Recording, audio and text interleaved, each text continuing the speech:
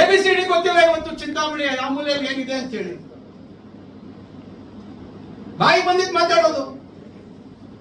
ಇವತ್ತು ನೋಡ್ಕೊಂಡ್ ಬನ್ನಿ, ಇನ್ನೊಂದು ತಿಂಗಳಲ್ಲಿ ಅಂಬೇಡ್ಕರ್ ಭವನ ಇವತ್ತು ನಾನು ಓಪನ್ ಮಾಡ್ತೀನಿ, ಯಾವ ರೀತಿ ಇರ್ತದೆ. ಇವತ್ತು ಕೇವಲ ಇವತ್ತು ಬರೀ ಬಾಯಿ ಮಾತಲ್ಲಿ ದಲಿತರ ಬಗ್ಗೆ, ಶೋಷಿತ ವರ್ಗಗಳ ಬಗ್ಗೆ ಮಾತಾಡೋದಲ್ಲ. ಕುಮಾರಸ್ವಾಮಿ ಅವರು ಫೋನ್ ಮಾಡ್ತಾರೆ ಸ್ವಾಮೀಜಿ ಅವರಿಗೆ, ಏನ್ ಸ್ವಾಮೀಜಿ ಅವರೇ ಚಿಂತಾಮಣಿಯಲ್ಲಿ ಏನೋ ಕಾಲೇಜ್ ಮಾಡ್ತೀರಂತ, ಹೌದಾ ಅಂತ. ಇನ್ನೊಬ್ರು ದೇವನಹಳ್ಳಿಯ ನಂಬಬೇಕು ಅಂತ ಮಾಡ್ತಾ ಇದ್ದೀನ.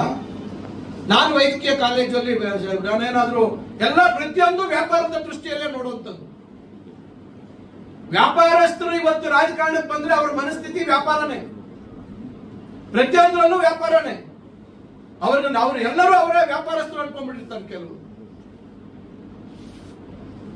ನಾವಿವತ್ತು ಅವ್ರಿಗೆ ಜಾಗ ಕೊಡಬೇಕು ಅಂತ ಹೇಳಿದ್ರೆ ಅದಕ್ಕೆ ಹೋಗಿ ಅಡ್ಡ ಮಾಡುವಂತದ್ದು ಸರ್ಕಾರ ತೀರ್ಮಾನ ಮಾಡುತ್ತೆ. ಸರ್ಕಾರ ಇವತ್ತು ಎಲ್ಲ ಕಡೆ ಜಾಗ ಕೊಟ್ಟಿದ್ದಾರೆ, ಎಲ್ಲರಿಗೂ ಕೊಟ್ಟಿದ್ದಾರೆ, ಹಿಂದಿನಿಂದ ಕೊಟ್ಕೊಂಡು ಬಂದಿದ್ದಾರೆ. ಸರ್ಕಾರದ ತೀರ್ಮಾನ. ಅಲ್ಲೆಲ್ಲ ಯಾವುದೋ ಕಾಲೇಜು ವ್ಯಾಪಾರಕ್ಕೆ ಹೋಗಿದೆ ಅಂತ ಮಾತಾಡ್ತಾರೆ ಜವಾಬ್ದಾರಿ ರಹಿತವಾಗಿ. ಚರಿತ್ರೆ ತಿಳ್ಕೋಬೇಕು. ಅಲ್ಲಿ MV ಜಯರಾಮ್ ಅಂತ ಹೇಳಿ 1982ನೇ ಇಸ್ವಿಯಲ್ಲಿ ಇಂಜಿನಿಯರಿಂಗ್ ಕಾಲೇಜ್ ಪ್ರಾರಂಭ ಮಾಡ್ತಾರೆ. ನಾನು ಮೊನ್ನೆ ಕಾರ್ಯಕ್ರಮಕ್ಕೆ ಕರೆದಿದ್ರು, ನಾನು ಹೋಗಿದ್ದೆ.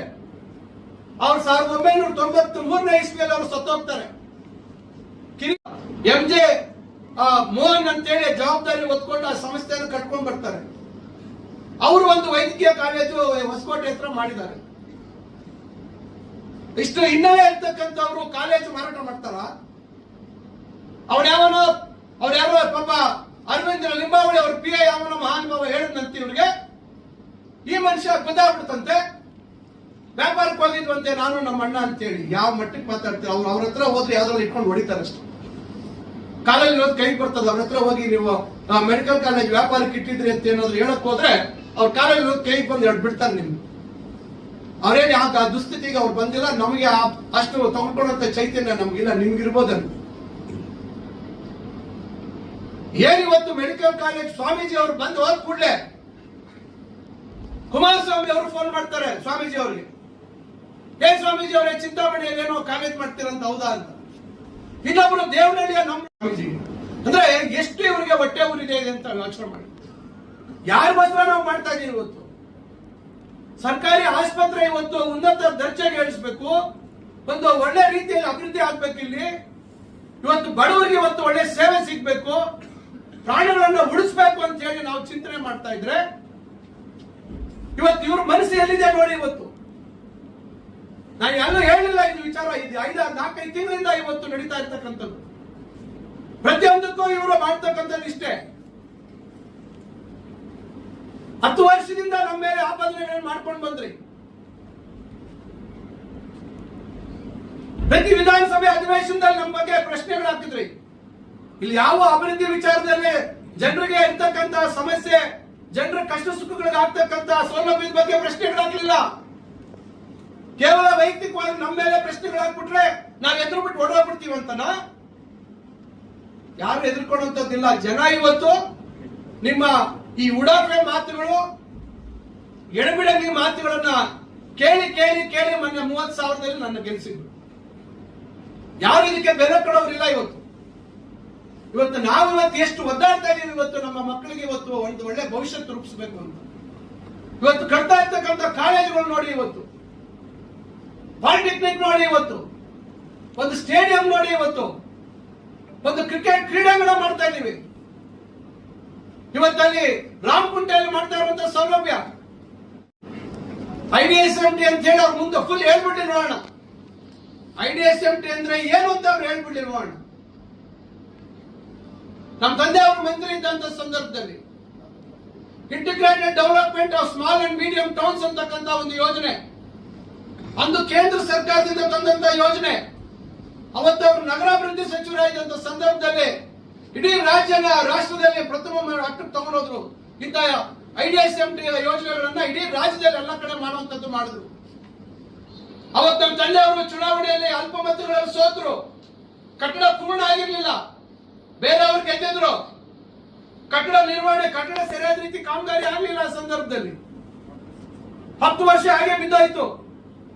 2004ರಲ್ಲಿ ನಾನು ಮತ್ತೆ ಶಾಸಕರಾದ ಮೇಲೆ ಆಜಾದ್ ಚೌಕಲ್ಲಿ ಹೇಳಿದೆ, ಅದನ್ನ ಸಾರ್ವಜನಿಕ ಉಪಯೋಗಕ್ಕೆ ನಾನು ಮಾಡ್ಕೊಡ್ತೀನಿ ಅಂತ ಹೇಳಿ ನಾನು 3 ವರ್ಷದಲ್ಲಿ ಇದ್ದಂತ ಕಾನೂನು ತೊಡಕುಗಳನ್ನ ನಿವಾರಣೆ ಮಾಡಿ ಅದನ್ನ ಇದು ಇಲ್ಲ ಸರ್ ಅಂತ ಇಲ್ಲ ಇಷ್ಟೆಲ್ಲ ನಾವು ಮಾಡಿದೀವಿ ತಳ್ಳಕ್ಕಾಗಲ್ಲ ಇಷ್ಟು ದಿವಸ ಬಂದ್ರೆ ಬರ್ಲಿ ಅಂತೇಳಿ ಅದನ್ನ ಮತ್ತೆ ರಿಪೇರಿ ಮಾಡಿಸಿ ಸಾರ್ವಜನಿಕರ ಉಪಯೋಗಕ್ಕೆ ಕೊಟ್ಟು ನಾನಿವತ್ತು ನಿಮ್ಮ ಇಲ್ಲಿ ಬಡವರು ನೀವೆಲ್ಲ ಇದ್ದೀರಾ ಇವತ್ತು ಯಾರು ಅಸಂಘಟಿತ ಬೀದಿ ಬದಿ ವ್ಯಾಪಾರಸ್ಥರಿದ್ದಾರೆ ಅವ್ರಿಗೆಲ್ಲ ಒಂದು ವ್ಯವಸ್ಥೆ ಮಾಡಬೇಕು ಅಂತೇಳಿ ಬಹಳ ಒಳ್ಳೆ ರೀತಿಯಲ್ಲಿ ವಿನ್ಯಾಸ ಮಾಡಿಸಿದ್ರು ಅದ್ರ ಮೇಲೆ ಕಟ್ಟಬೇಕು ಅಂತ ಹೇಳಿ ಅದ್ರ ಜೊತೆಗೆ ಕೆಳಗಡೆ ಏನು ಹಾಳಾಗಿತ್ತು ಅದಕ್ಕೆಲ್ಲ ರಿಪೇರಿ ಮಾಡಿ ಅದಕ್ಕೆಲ್ಲ ಸೇರಿ ಸುಮಾರು 23 ಕೋಟಿ ರೂಪಾಯಿ ಮಂಜೂರು ಮಾಡಿಸಿದ್ದೆ. ಟೆಂಡರ್ ಆಗಿತ್ತು. ನಾನು ಸ್ವಲ್ಪ ಯಾಮಾರ್ಬಿಟ್ಟೆ. ನಾನು ಆ ಕಟ್ಟಡದ ಒಂದು ಸ್ಥಿತಿಗತಿಗಳ ಬಗ್ಗೆ ನಾವೊಂದು ಪರೀಕ್ಷೆ ಮಾಡಿಸಬೇಕಾಗಿತ್ತು.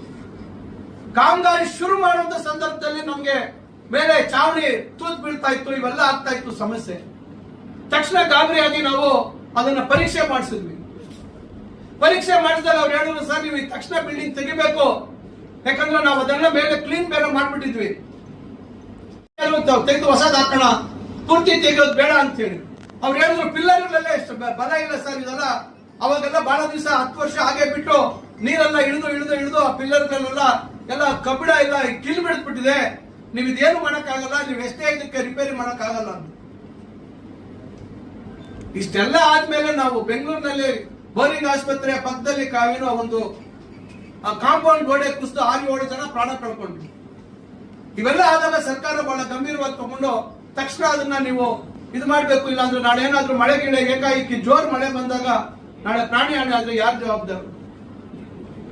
ಅದಕ್ಕೆ ಇವ್ರು ಏನ್ ಹೇಳ್ತಾರೆ, ಅಭಿವೃದ್ಧಿಯ ಹೆಸರಲ್ಲಿ ಬಡವರ ಕಣ್ಣಲ್ಲಿ ನೀರು ಅಂತ ಹೇಳಿ.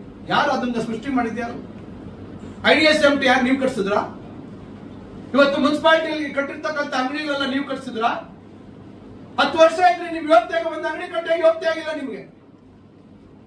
ಬರೀ ನಮ್ಮ ವಿರುದ್ಧ ನೀವು ಅಪಾದನೆ ಮಾಡ್ಕೊಂಡೆ ಕಾಲಹರಣ ಮಾಡಿದ್ರಿ. ಇವತ್ತು ಬಾಯಿ ಬಂದಂಗೆ ಮಾತಾಡ್ತೀರ ನೀವು. ಯಾರು ಅಂಬೇಡ್ಕರ್ ಭವನ ಅಲ್ಲಿ ಮಾಡ್ಬೇಕು ಅಂತಕ್ಕಂಥ ಆಲೋಚನೆ ಮಾಡಿದ್ದು? ಅಂಬೇಡ್ಕರ್ ಭವನ ಅಲ್ಲಿ ಆಶ್ರಯ ಲೇಔಟ್ ಅಲ್ಲಿ ಇದ್ದಿದ್ದು ಜಾಗ. ಆಶ್ರಯ ಲೇಔಟ್ ಯಾರು ಮಾಡಿದವರು? ಯಾರು ಒಂದು ಆಶ್ರಯ ಲೇಔಟ್ ಅವತ್ತು ಸ್ವಾಧೀನ ಮಾಡಿ ಅವತ್ತು ಆಶ್ರಯ ಲೇಔಟ್ ನಿರ್ಮಾಣ ಮಾಡಿದ್ದು ನೀವಾ? ಅದ್ರ ಚರಿತ್ರೆ ಗೊತ್ತಾ ನಿಮ್ಗೆ? ಚಿಂತಾಮಣಿ ಹಿನ್ನೆಲೆ ಗೊತ್ತಾ ನಿಮ್ಗೆ?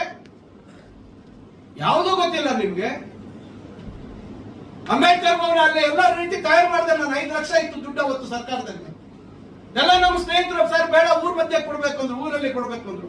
ಆಯ್ತು ಅಲ್ಲಿ ಮಾಡೋಣ ಅಂತ ಮಾಡಿದೆ. ಗೊತ್ತಾ ಅಲ್ಲಿ ಕಾಸ್ಮೋಪಾಲಿಟನ್ ಕ್ಲಬ್ ಅಂತ ಇತ್ತು, ಗೊತ್ತಾ ನಿಮ್ಗೆ? ಆ ಬಿಲ್ಡಿಂಗ್ ಯಾರ ಹೆಸರಲ್ಲಿತ್ತು? ಲೈಬ್ರರಿ ಹೆಸರಲ್ಲಿತ್ತು. ಯಾರು ಅದನ್ನು ಕೊಡ್ಸ್ಕೊಟ್ಟವ್ರು?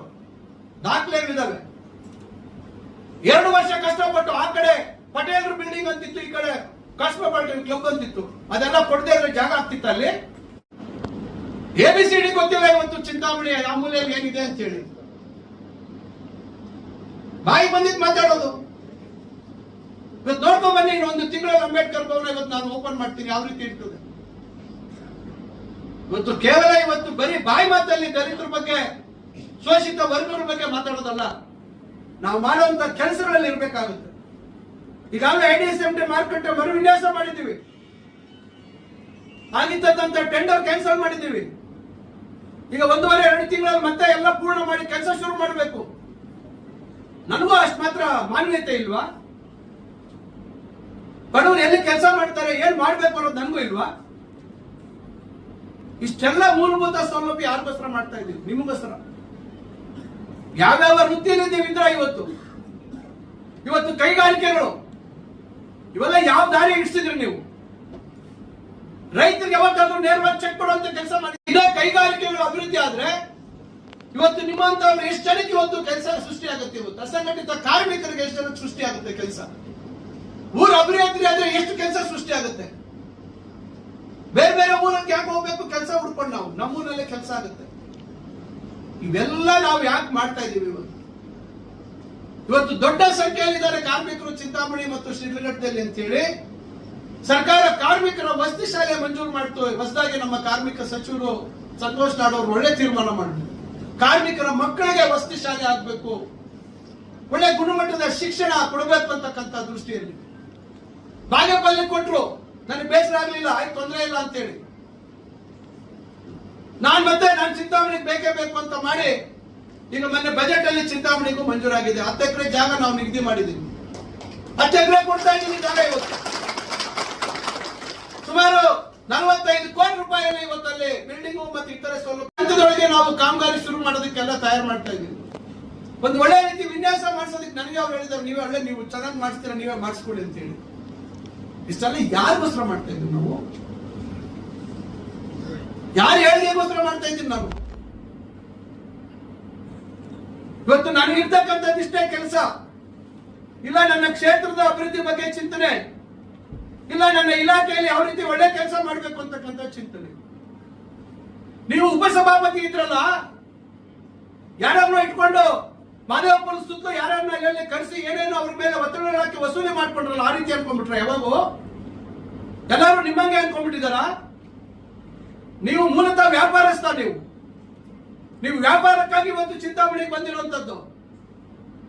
ನಾವೆಲ್ಲ ಇವತ್ತು ವಿದ್ಯಾವಂತರಾಗಿ ನಾವು ನಮ್ಮ ಕಾಲ ಮೇಲೆ ನಿಂತು ಉದ್ಯೋಗ ಮಾಡ್ತಿದ್ವಿ. ನಾವು ಕಾಲೇಜುಗಳಲ್ಲಿ ಅಸಿಸ್ಟೆಂಟ್ ಪ್ರೊಫೆಸರ್ ಇಂದ ಹಿಡಿದು ಪ್ರೊಫೆಸರ್ ಆಗಿ ಕೆಲಸ ಮಾಡ್ತಿದ್ದೆ. ನಾನು ಆಸ್ತಿಗಳು ಮಾಡಿದ್ರೆ ನಾವು ಯಾವತ್ತೋ ಇಂಜಿನಿಯರಿಂಗ್ ಕಾಲೇಜು ಸ್ವಂತ ಮಾಡ್ತಾ ಇದ್ದೆ, ಯಾವತ್ತೋ ಮೆಡಿಕಲ್ ಕಾಲೇಜ್ ಸ್ವಂತ ಮಾಡ್ತಾ ಇದ್ವಿ. ನಮ್ಮ ಅಣ್ಣ ಮೆಡಿಕಲ್ ಡಾಕ್ಟ್ರು. ನೀವು ಹೇಳೋ ರೀತಿ ದುಡ್ಡು ಯಾರು ಕೊಳ್ಳೆ ಹೊಡ್ಕೊಂಡು ಎತ್ಕೊಂಡು ನಾವು ಇದೇ ಈ ಭೂಮಿ ಬಿಟ್ಟು ಹೋಗುವಂತ ಸಂದರ್ಭದಲ್ಲಿ ತಲೆ ಮೇಲೆ ಹಾಕೊಂಡು ಯಾರು ಹೋಗೋದಿಲ್ಲ. ಮಾತಾಡುವಂತದಕ್ಕೆ ಇತಿಮಿತಿ ಇರಬೇಕಾಗುತ್ತೆ. ಆಗ್ತಾ ಇರುವಂತ ಅಭಿವೃದ್ಧಿನ ಸಹಿಸ್ತಾ ಇಲ್ಲ. ಇವತ್ತು 1 ಕೋಟಿ ರೂಪಾಯಿ ಏನಾದ್ರೂ ಯುಜಿಡಿ ಕೆಲಸ ಮಾಡಿಸಿದ್ರೆ 10 ವರ್ಷದಲ್ಲಿ ಬನ್ನಿ, ನಾನು ಕರ್ಕೊಂಡು ಹೋಗ್ತೀನಿ, ಎಲ್ಲೆಲ್ಲಿ ಕೆಲಸ ಆಗ್ತಿದೆ ನೋಡ್ತೀನಿ ಬನ್ನಿ. ಚಿಂತಾಮಣಿಯಲ್ಲಿ ಇರ್ತಕ್ಕಂಥ ರಸ್ತೆಗಳ ಪರಿಸ್ಥಿತಿ ಏನಾಗಿತ್ತು ಇವತ್ತು ಬನ್ನಿ, ತಾವೆಲ್ಲ ನೋಡ್ತಾ ಇದ್ದೀರ ಯಾವ ರಸ್ತೆಗೆ ಎಷ್ಟು ಕೆಲಸ ಆಗ್ತಾ ಇದೆ. ಇನ್ನಷ್ಟು ಕೆಲಸ ಆಗುತ್ತೆ. ನಾನು ಎಲ್ಲ ಮಾಡ್ಕೊಡ್ತೀನಿ ಅಂತ ಹೇಳಲ್ಲ, ನೀವು ಹಾಳು ಮಾಡಿರ್ತಕ್ಕಂಥದ್ದನ್ನೆಲ್ಲ ಇವತ್ತು ಸರಿದಾರಿಗೆ ತರ್ತಾ ಇದ್ದೀವಿ. ಇಷ್ಟೆಲ್ಲ ನಾವು ಯಾರಿಗೋಸ್ಕರ ಮಾಡ್ತಾ ಇದ್ದೀವಿ? ಇವತ್ತು ಈ ಊರು, ಈ ತಾಲೂಕು, ಈ ಕ್ಷೇತ್ರದಲ್ಲಿ ಜನಕ್ಕೆ ಎಲ್ಲಾ ರೀತಿ ಇವತ್ತು ಬದುಕುವಂತದಕ್ಕೆ ದಾರಿ ತೋರಿಸ್ಬೇಕು. ಚೆಕ್ ಡ್ಯಾಮ್ಗಳು ಮಾಡ್ತಾ ಇದೀವಿ ದೊಡ್ಡದಾಗಿ. ಹೋಗಿ ನೋಡ್ಕೊಂಡ್ ಬನ್ನಿ, ನಿಮ್ಗೆ ಏನಾದ್ರು ವ್ಯವಧಾನ ಇದ್ರೆ. ಎಸ್ಗಳಲ್ಲಿ ಎತ್ತರ ಮತ್ತೆ ಬ್ರಾಹ್ಮಣಲ್ಲಿ ಎತ್ತರ 2 ಚೆಕ್ ಡ್ಯಾಮ್ ಕಿತ್ತೋಯ್ತು 2015ರಲ್ಲಿ ಮಳೆಗೆ. ಅದನ್ನ ಮಾಡಿಸಿದ್ರ ನೀವು? ಮತ್ತೊಂದ್ ಸತಿ ಜನ ನಿಮ್ಮನ್ನು ಕೇಳಿಸ್ಕೊಟ್ರಲ್ಲ 2018ರಲ್ಲಿ. ಕಣ್ಣು ಕಾಣ್ಲಿಲ್ವಾ ಅದು ನಿಮ್ಗೆ? ಅದನ್ನ ಯಾರು ಮಾಡಿದವರು? ನಾನು ಗೆದ್ದು ಕೂಡಲೇ ಅದನ್ನ ಮಾಡಿಸಿದೀನಿ. ಹೋಗಿ ನೋಡ್ಕೊಂಡ್ ಬನ್ನಿ ಯಾವ ರೀತಿ ಮಾಡಿಸಿದೀವಿ ಅಂತ. ಈಗ ಎಷ್ಟು ಚೆಕ್ ಡ್ಯಾಮ್ ಮಾಡ್ತಾ ಇದೀವಿ, ಯಾರಿಗೋಸ್ಕರ ಮಾಡ್ತಾ ಇದೀವಿ? ಏನೋ ನಮ್ಮ ಭಾಗದಲ್ಲಿ ರೈತರಿಗೆ ಅಂತರ್ಜಲ ವೃದ್ಧಿ ಮಾಡಬೇಕು, ಅವ್ರ ಬದುಕಲ್ಲಿ ಬದಲಾವಣೆ ತರಬೇಕು, ಅವರ ಮಕ್ಕಳ ನಾಳೆ ವಿದ್ಯಾವಂತರಿಗೆ ಉದ್ಯೋಗಾವಕಾಶಗಳು ಸಿಗಬೇಕು. ಒಂದು ವಿಚಾರದಲ್ಲಿ ನಾನು ಬಹಳ ಹೆಮ್ಮೆಯಿಂದ ಹೇಳ್ತೀನಿ, ನಮ್ಮ ತಾಲೂಕಿನಲ್ಲಿ ಅದು ಯಾರೇ ಇರ್ಬೋದು, ಇವತ್ತು ನಾನು ಏನು ಒಂದು ಪ್ರಯತ್ನಗಳು ಮಾಡ್ತಾ ಇದ್ದೀನಿ, ವಿರೋಧ ಇರೋರು ಇರ್ಬೋದು, ಸಾರ್ವಜನಿಕರು ಇವತ್ತು ಯಾವುದೇ ರೀತಿ ವಿರೋಧ ಮಾಡ್ದಿರೋ ಪ್ರೋತ್ಸಾಹ ಮಾಡಿ ಒಳ್ಳೆ ಕೆಲಸ ಮಾಡಿ ಅಂತಕ್ಕಂಥ ಬೆಂತಟ್ಟಿ ಮಾಡ್ತಾ ಕೆಲಸ ಮಾಡ್ತಾರೆ. ನಾನು ಅವರೆಲ್ಲರಿಗೂ ನಾನು ಸದಾ ಚಿರುನುಡಿಯಾಗಿರ್ತೇನೆ. ವಿಶೇಷವಾಗಿ ಕೈಗಾರಿಕೆಗಳ ವಿಚಾರದಲ್ಲಿ ಬಹಳಷ್ಟು ನನಗೆ ಪ್ರೋತ್ಸಾಹ ಕೊಟ್ಟು ನೀವು ಮಾಡಿ ಸರ್ ಅಂತಕ್ಕಂಥದ್ದು. ನಾನು ಮೊನ್ನೆ ಹೋಗಿದ್ದೆ, ನಾನು ಮಸ್ತೇನಹಳ್ಳಿ ಒಂದು ಕೈಗಾರಿಕೆ ಒಳಗೆ ಸುಮಾರು ಜನ ಹೆಣ್ಮಕ್ಳು ಇದ್ರು. ಅವರೆಲ್ಲರೂ ನಾನು ಮಾತಾಡಿದೆ, ಯಾವ ಊರಮ್ಮ ಅಂತ ಕೇಳಿದೆ. ಅವರೆಲ್ಲರೂ ಇವತ್ತು ನಮ್ಮ ತಾಲೂಕಿನವರೇ. ಬೆಳಗ್ಗೆ ತಿಂಡಿ ಅಲ್ಲೇ ತಿಂತಾರೆ, ಊಟ ಅಲ್ಲೇ ಮಾಡ್ತಾರೆ. ಹೀಗಾಗಿ ಪ್ರತಿಯೊಬ್ಬರ ಒಳಿತಿಗಾಗಿ ನಾವೇನಾದ್ರೂ ಕೆಲಸ ಮಾಡಿದ್ರೆ ಮಾತ್ರ ಜನ ಎಷ್ಟು ಮಟ್ಟಕ್ಕೆ ಅದಕ್ಕೆ ಒಪ್ಕೊಳ್ತಾರೆ ಬಿಡ್ತಾರೆ, ಅದು ಅವ್ರಿಗೆ ಬಿಟ್ಟಿದ್ದು. ಆದ್ರೆ ದೇವ್ರ ಹತ್ರ ಲೆಕ್ಕ ಇರ್ತದೆ. ಇವತ್ತಲ್ಲ ನಾಳೆ ಲೆಕ್ಕ ದೇವ್ರ ಹತ್ರ ಇರ್ತದೆ. ದೇವ್ರ ಅವತ್ತು ಯಾವತ್ತಾದ್ರೂ ನಮ್ ಕೈ ಹಿಡಿತಾರೆ. ನಾವು ಯಾವತ್ತೂ ಯಾರಿಗೂ ತೊಂದರೆ ಮಾಡುವಂತ ಕೆಲಸ ಮಾಡಲಿಲ್ಲ. ನಮ್ಮ ಸ್ವಾರ್ಥಕ್ಕೆ ನಾವು ಯಾರನ್ನೂ ಬಲಿ ಕೊಡುವಂತ ಕೆಲಸಗಳನ್ನ ಮಾಡಿಲ್ಲ. ಇಲ್ಲದೆ ಇರ್ತಕ್ಕಂಥ ವಿಚಾರಗಳನ್ನೇ ಪ್ರತಿ ಸತಿ ಮಾತಾಡ್ತಾ ಇದ್ದೀರಾ. ಕಾನೂನು ಚೌಕಟ್ಟಿನಲ್ಲಿ ಏನ್ ಆಗ್ಬೇಕು, ಏನ್ ಆಗಿರ್ಬೇಕು ಅನ್ನೋದನ್ನ ಮಾಹಿತಿ ತಗೊಂಡು ನೋಡ್ಕೊಳ್ಳಿ ಮೊದಲು. ಕಡೆಗೆ ಇವತ್ತು ನಿಮಗೆ ಗೊತ್ತಿದೆ ಯಾವ ರೀತಿ ಕೈಲಾಸಗಿರಿ ದೇವಸ್ಥಾನ ಇವತ್ತು ಯಾವ ರೀತಿ ಆ ದೇವಸ್ಥಾನ ನಿರ್ಮಾಣ ಆಗಿದೆ, ಯಾವ ರೀತಿ ಆಗ್ತಾ ಇದೆ, ಅದ್ರ ಮೇಲೆ ಇವರು ವಕ್ರ ದೃಷ್ಟಿ. ಏನು ನಿಮ್ ಮನೆಯವರು, ನಿಮ್ ತಂದೆಯವರು, ನಿಮ್ ತಾತ ಅವರು ಏನಾದ್ರು ಕೋಟ್ಯಾಂತರ ರೂಪಾಯಿ ಬಂದ ದೇಣಿಗೆ ಕೊಟ್ಟಿದ್ದಾರೆ. ಅಲ್ಲಿ ಕಟ್ಟಡ ಅಲ್ಲಿ ಏನು ನಿರ್ಮಾಣ ಆಗಿದೆ, ಎಷ್ಟು ಕಷ್ಟ ಆಗಿದೆ ಅಂತಕ್ಕಂಥದ್ದು ಆ ಕಷ್ಟಪಟ್ಟವರಿಗೆ ಗೊತ್ತಿದೆ. ಇವತ್ತು ಇಡೀ ರಾಜ್ಯ ಮತ್ತು ಬೇರೆ ರಾಜ್ಯಗಳಿಂದ ಇವತ್ತು ಸಾವಿರಾರು ಜನ ಇವತ್ತು ಭಕ್ತಾದಿಗಳು ಬರ್ತಾ ಇದ್ದಾರೆ. ಇವತ್ತು ಒಂದು ದೇವರ ಕಾರ್ಯಕ್ಕೂ ಇವತ್ತು ಅಡ್ಡಿಪಡಿಸ್ತಕ್ಕಂಥ ಕೀಳು ಮನಸ್ಥಿತಿಯ ಸ್ವಭಾವದವರು ನೀವು. ಸ್ಟೇಡಿಯಂಗೆ ಜಾಗ ಕೊಡಿಸಿದೆ ನಾನು. ಪಕ್ಕದಲ್ಲಿ ಡಿಸಿಸಿ ಬ್ಯಾಂಕ್ ಅವರು ಅಲ್ಲಿದ್ರು. ಚಿಂತಾಮಣಿ ಟೌನ್ ಸೊಸೈಟಿ ಅಂತೇಳಿ 2008-09 ನಾನು ಪ್ರಯತ್ನ ಪಟ್ಟೆ. ಆಯ್ತು, ನಾನು ಚುನಾವಣೆಯಲ್ಲಿ ಸೋತೆ, 10 ವರ್ಷ ಹಾಗೆ ಇತ್ತು. ಮತ್ತೆ ನನಗೆ ಅವಕಾಶ ಬಂತು ಅಂತ ಮತ್ತೆ ಅದನ್ನ ಸ್ಟೇಡಿಯಂಗೆ ಒಂದು ಒಳಾಂಗಣ ಕ್ರೀಡಾಂಗಣ ಮಾಡೋಣ ಮತ್ತೊಂದು ಇಲ್ಲಿ ಅಂತ ಹೇಳಿ ಆ ಜಾಗ ನಾನ್ ತಗೊಳಕ್ ಹೋದ. ಯುವಜನ ಸೇವಾ ಇಲಾಖೆಗೆ ಕೊಡ್ಸಕ್ ಹೋಗಿದ್ದು. ಅದನ್ನ ಕೊಡ್ಸಿದ್ರೆ ಅದಕ್ಕೆ ಪತ್ರ ಕೊಡ್ತಾರೆ. ಇಲ್ಲ ಅದು ಚಿಂತಾಮಣಿ ಕೋಆಪರೇಟಿವ್ ಸೊಸೈಟಿನ ಪುನರಾರಂಭ ಮಾಡಬೇಕು ಅಂತ. 10 ವರ್ಷ ನೀವು ಇದ್ರಲ್ಲ ಸ್ವಾಮಿ, ಯಾಕೆ ಮಾಡ್ಲಿಲ್ಲ ಕೊಡಿ ಅಂತ ಗೊತ್ತಿತ್ತಲ್ಲ ನಾನು ಕೊಟ್ಟಿದ್ದು. ನೀವು ಮಾಡ್ಬೇಕಾಯ್ತು ಸೊಸೈಟಿನ ಮತ್ತೆ ಪ್ರಾರಂಭ. ಯಾರನ್ನ ಅಡ್ಡಿ ಇದ್ರ ನಿಮ್ಗೆ? ನಾವು ಅದನ್ನ ಸರ್ಕಾರದ ಒಂದು ಇಲಾಖೆಗೆ ಕೊಡ್ಸಿದ್ರೆ ಅದಕ್ಕೆ ಹೋಗಿ ವಿರೋಧ ಪತ್ರ ಕೊಡ್ತೀರಿ. ಇದಾ ನಿಮ್ ನಡವಳಿಕೆ? ಇದಾ ನೀವು ಹೇಳೋದು? ಮತ್ತೆ ಹೇಳೋದು ನಾನು ಯಾವ್ದಕ್ಕೂ ಅಡ್ಡ ಬರಲ್ಲ ಅಂತೆ. ಏನ್ ಬರ್ತಾ ಇರೋದು ನೀವು? ಕಾಲೇಜ್ ಒಳಗಡೆ ಒಂದು 14 ಕುಂಟೆ ಯಾರ್ದೋ ಖಾಸಗಿ ಜಾಗ ಇದೆ ಬಾಯ್ಸ್ ಕಾಲೇಜಲ್ಲಿ. ಅದನ್ನ ನಾವೆಲ್ಲ ತಯಾರು ಮಾಡಿ ಎಲ್ಲ ಮಾಡಿ ಅದಕ್ಕೆ ಭೂಸ್ವಾಧೀನಕ್ಕೆ ಪ್ರಕ್ರಿಯೆ ಮಾಡಿದೀವಿ. ಅಧಿಕಾರಿಗಳೇನು ಬೇಜವಾಬ್ದಾರಿಯಿಂದ ಮಾಡಕ್ಕಾಗುತ್ತಾ? ಪ್ರತಿಯೊಂದು ದಾಖಲೆ ಇರ್ತದೆ. ನಾಳೆ ಏನಾದ್ರೂ ಹೆಚ್ಚು ಕಮ್ಮಿ ತಪ್ಪು ಮಾಡಿದ್ರೆ ನಾಳೆ ಅವ್ರ ಮನೆಗೆ ಹೋಗ್ತಾರೆ, ಸಸ್ಪೆಂಡ್ ಆಗ್ತಾರೆ. ಅದಕ್ಕೋಗ ತಕರಾರು ರಚಿ ಕೊಡ್ತಾರೆ. ಈಗಾಗಲೇ ಭೂಸ್ವಾಧೀನ ಆಗ್ಬಿಟ್ಟಿದೆ. ಅವ್ರು ಯಾರೋ ಒಬ್ರು ಪಾಪ ಬೇರೆ ಕೆಲಸ ಇಲ್ಲ ಮಾಡಕ್ಕೆ, ಅವ್ರ ಕೈಯಲ್ಲಿ ಅರ್ಜಿಗಳು ಹಾಕ್ಸೋದು ಇವರು. ಮತ್ತೆ ಹಿಂದೆಯಿಂದ ಹೋಗೋದು ಅಧಿಕಾರಿಗಳಿಗೆ ಏನೋ ನನ್ನ ಬಗ್ಗೆ ಹೇಳೋದು. ಅಧಿಕಾರಿ ಯಾರ್ಯಾರು ಯೋಗ್ಯತೆ, ಯಾರ್ಯಾರು ಯಾವ ರೀತಿ ನೋಡ್ಕೊಳ್ತಾ ಇದ್ದಾರೆ ಅನ್ನೋದು ಅಧಿಕಾರಿಗಳಿಗೂ ಗೊತ್ತಿದೆ. ನೀವು ಹೇಳಿದ್ದ ಸುಳ್ಳು ಕಂತೆಗಳು, ನೀವು ಹೇಳೋ ಸುಳ್ಳು ಕಟ್ಟುಕತೆಗಳಿಗೆಲ್ಲ ಕೇಳ್ಕೊಂಡು ಅಧಿಕಾರಿಗಳು ಕೆಲಸ ಮಾಡೋದು. ಅದರಿಂದ ನಾನು ನಿಮ್ಗೆ ಯಾಕೆ ಇವೆಲ್ಲ ಹೇಳಿದೆ ಅಂದ್ರೆ, ಇವತ್ತು ನಾವು ಕೈಗೊಂಡಿರ್ತಕ್ಕಂಥ ಪ್ರತಿಯೊಂದು ಕೆಲಸ ನಾವು ಇದೇ ಮಡಬಳ್ಳಿ ಹತ್ರ 10 ಎಕರೆ ಕೊಡ್ಸಿದ್ದೀನಿ ನಾನು. ಯಾರಿಗೆ? ರಮಾಬಾಯಿ ಅಂಬೇಡ್ಕರ್ ವಸತಿ ಶಾಲೆ ಕೈವಾರದಲ್ಲಿ ಮಾಡಬೇಕು ಅಂತ ಹೇಳಿ ಜಾಗ, ಕೈವಾರದಲ್ಲಿ ಜಾಗ ಇಲ್ಲ ಅಂತ ಹೇಳಿ ನಾವು ಮಡಬಳ್ಳಿ ಹತ್ರ 10 ಎಕರೆ ಕೊಡಿಸಿದ್ದೀವಿ. 20-22 ಕೋಟಿಯಲ್ಲಿ ಮುಂದೆ ಅದಕ್ಕೆ ಒಂದು ಬಿಲ್ಡಿಂಗ್ ಕಟ್ಸ್ತೀವಿ. ಈಗ ಅದು ನಮ್ಮ ಇದರಲ್ಲಿ ನಡೀತಾ ಇದೆ. ಇಲ್ಲಿ ಸಿಂಗ್ರೇಪಲ್ಲಿ ದೇವಸ್ಥಾನ ಹತ್ರ ಕಿತ್ತೂರು ರಾಣಿ ಚೆನ್ನಮ್ಮ ವಸತಿ ಶಾಲೆ ಆವರಣದಲ್ಲಿ ನಡೀತಾ ಇದೆ ಸ್ಕೂಲ್. ಈ ವರ್ಷ ಹಿಂದುಳಿದ ವರ್ಗಗಳ ವಸತಿ ಶಾಲೆ ಮಂಜೂರು ಮಾಡಿಸ್ತಾ ಇದ್ದೀನಿ. 2012 ಡಿಸೆಂಬರ್ ಮಂಜೂರು ಮಾಡಿಸಿದ್ದೆ ನಾನು. ಚುನಾವಣೆಯಲ್ಲಿ ನಾನು ಸೋತ್ಬಿಟ್ಟೆ. ಆ ಸ್ಕೂಲ್ ಪ್ರಾರಂಭ ಆಗಲಿಲ್ಲ, ವಸತಿ ಶಾಲೆ ಪ್ರಾರಂಭ ಆಗಲಿಲ್ಲ. 10 ವರ್ಷ ಆಯ್ತಲ್ಲ ಸ್ವಾಮಿ, ನೀವು ಏನ್ ಮಾಡಿದ್ರಿ? ಶಾಲೆ ಪ್ರಾರಂಭ ಆಯ್ತಾ? ಪ್ರಾರಂಭ ಆಗಿದ್ಯಾ ಶಾಲೆ? ಅಲ್ಲೆಲ್ಲ ಕುರುಬೂರ್ ಹತ್ರ ಜಾಗ ಕೊಡ್ತೀವಿ ಅಂತ ಕೊಟ್ಬಿಟ್ಟಿದ್ರೆ ಅಂತ ಹೇಳ್ತಾರೆ. ಅದು ಡೀಮ್ಡ್ ಫಾರೆಸ್ಟ್ ಕೊಟ್ಟೋಯ್ತು ಆ ಜಾಗ. ಕಡೆಗೆ ನಾನು ಮತ್ತೆ ಅದೇ ದೊಡ್ಡಗಂಜೂರ್ದು ಜಾಗ ಕೊಡಿಸ್ದೆ. ಬಿಲ್ಡಿಂಗ್ ಮಂಜೂರು ಮಾಡಿ ಅಂದ್ರೆ ಅವ್ರು ನನ್ನ ಕೇಳ್ತಾವ್ರೆ, ಶಾಲೆ ಎಲ್ಲಿದೆ ಸರ್ ಅಂತ ಕೇಳ್ತಾವ್ರೆ.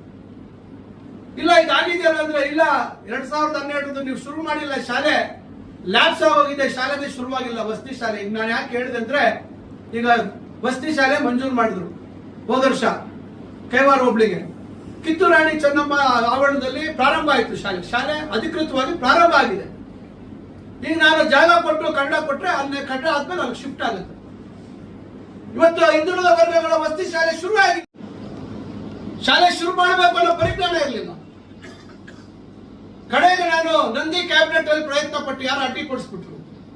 ಈಗ ಮತ್ತೆ ಹಣಕಾಸು ಇಲಾಖೆಯಲ್ಲಿ ಒಪ್ಪಿಸಿ ಮಂಜೂರು ಮಾಡಿಸಿದ್ರೆ ಈಗ ಅಧಿಕೃತ ಆದೇಶ ಆಗುತ್ತೆ. ಈ ವರ್ಷ ಮತ್ತೆ ಅಡ್ಮಿಷನ್ ಶುರು ಮಾಡ್ತೀವಿ. ಬೇರೆ ಕಡೆ ಖಾಸಗಿ ಜಾಗದಲ್ಲಿ ಇವತ್ತು ಹಿಂದುಳಿದ ವರ್ಗಗಳ ವಸತಿ ಶಾಲೆ ಇವತ್ತು ಚಿಂತಾಮಣಿ, ಮುರುಗಮಲಲ್ಲಿ ಪರಿಶಿಷ್ಟ ಪಂಗಡಗಳ ವಸತಿ ಶಾಲೆ ಶುರುವಾಗಿತ್ತು. ಹಿಂದೆ 10 ಎಕರೆ ಜಾಗ ಕೊಟ್ಟು ಅದು 22 ಕೋಟಿ ಬಿಲ್ಡಿಂಗ್ ಶುರುವಾಗ್ತಾ ಇದೆ. ಕೋನ್ಕುಟ್ಲಲ್ಲಿ BR ಅಂಬೇಡ್ಕರ್ ವಸತಿ ಶಾಲೆ 22 ಕೋಟಿ ಬಿಲ್ಡಿಂಗ್ ನಡೀತಾ ಇದೆ. ಇವೆಲ್ಲ ನಾನು ಹೇಳಿದ್ರೆ ಇವೆಲ್ಲ ಯಾರಿಗೋಸ್ಕರ ಮಾಡಿದ್ದೀವಿ? ಒಂದೊಂದು ಹೋಬಳಿಯಲ್ಲಿ ಇವತ್ತು ವಸತಿ ಶಾಲೆ ಇದೆ. ಒಂದೊಂದು ಶಾಲೆಗೂ ಇವತ್ತು ಒಳ್ಳೆ ವ್ಯವಸ್ಥೆಯನ್ನು ಮಾಡ್ತಾ ಇದ್ದೀನಿ. ಅದರಿಂದ ಇವೆಲ್ಲ ನಾನು ಯಾಕೆ ಹೇಳ್ತಾ ಇದ್ದೀನಿ ಅಂದ್ರೆ, ಕೆಲವರಿಗೆ ಮೋಸ್ಟ್ಲಿ ಏನೋ ನನಗೆ ಅನ್ಸುತ್ತೆ ಮತಿಭ್ರಮಣೆ ಆಗ್ಬಿಟ್ಟಿದ್ದವರು. ಬಹುಶಃ ಅವರು ಸ್ವಲ್ಪ ಎಲ್ಲಾದ್ರೂ ಚಿಕಿತ್ಸೆ ಪಡೆದ್ರೆ ಬಹುಶಃ ಒಳ್ಳೇದಾಗುತ್ತೆ. ಯಾಕಂದ್ರೆ ಅವ್ರು ಆಡ್ತಾ ಇರೋ ರೀತಿ ನೋಡಿದ್ರೆ ಜನ ಇವತ್ತು ನಿಮ್ಮ ಡೋಂಗಿ ಮಾತುಗಳನ್ನ ಬದಿಗೊತ್ತಿ ಬೇಜವಾಬ್ದಾರಿ ನಡೆಯನ್ನ ನೋಡಿ ಅವರು ನನಗೆ ಅವಕಾಶ ಮಾಡಿಕೊಟ್ಟಿದ್ದಾರೆ.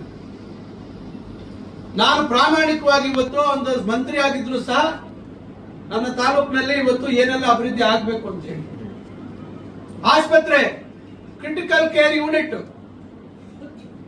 ಅಪಘಾತಗಳಾಗುವಂತ ಸಂದರ್ಭದಲ್ಲಿ ತಕ್ಷಣ ಚಿಕಿತ್ಸೆ ಆಗ್ಬೇಕು ಅಂತಕ್ಕಂಥ ವ್ಯವಸ್ಥೆಗೆ 50 ಹಾಸಿಗೆ ಆಸ್ಪತ್ರೆ ಆಗ್ತಾ ಇದೆ. ಬಿಲ್ಡಿಂಗ್ ಆಗ್ತಾ ಇದೆ ಇಲ್ವೋ? ನೋಡಿದಿರಾ ಯಾರಾದ್ರೂ ನೋಡಿದ್ರನಪ್ಪ? ಹಳೆ ತಾಲೂಕು ಆಫೀಸ್ ನೋಡಿದಿರಾ? ಸೂಚನೆ